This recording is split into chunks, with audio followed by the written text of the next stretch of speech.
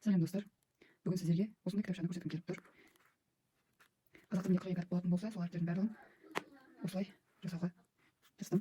Осы кітапшада барлығы 7 бет бар. 7 бет бар. 42 әріп берілген және үйретуге арналған карточкалар. Барлығы липушкамен алынады. Алма, гүл, ғағарыш, зымыран, етік, мына жерде керік, йоға таппадым, сол себепті елка деп қойдым. Бұл карточкалармен ойнауға болады. Домбыра міне қызықта арты липушкамен осылай тігілген, барлығы аккуратно жасалынған. Мынаның астының бәрі липушка.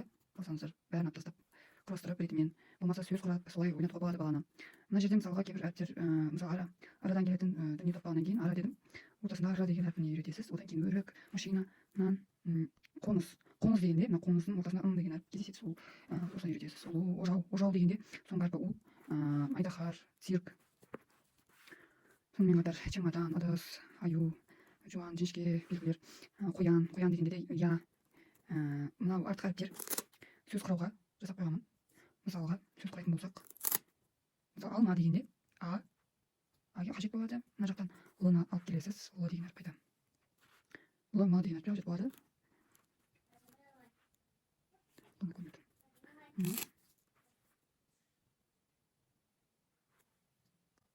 Мінекей.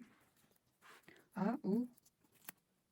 Мына енді алып тастап жасайсыз ғой, мен тез арада көрсетіп жатырмын. Осылай сөз құрап үйретесіз. Алма, оқиды, алма. Басқа да сөздерді құрастыра бересіз. Осындай кітапша заказға дайындалған. Заказ беремін десеңіздер, дәл осылай жасап беремін.